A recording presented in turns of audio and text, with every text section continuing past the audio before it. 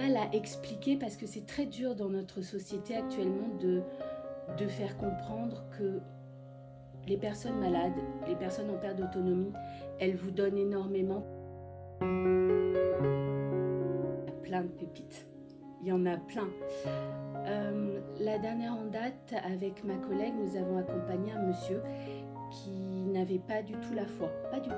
On n'a pas été appelé par l'hôpital parce qu'on était l'aumônerie catholique.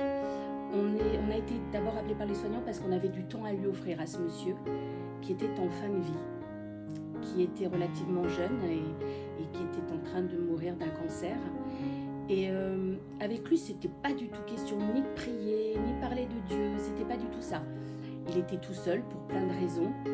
Et avec ma collègue, en fait, il avait juste besoin qu'on soit à côté de lui et puis qu'on parle de tout, de rien. Lui avait même plus la force de parler, mais on était à côté de lui, puis nous on parlait de la vie.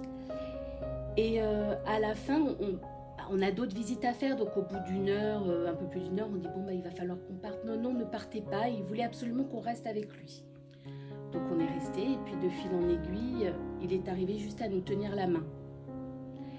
Et ce monsieur, voilà, qui avait peur de partir, tout simplement. Il avait peur de partir, il avait peur d'être seul, d'être là avec lui et de lui tenir la main.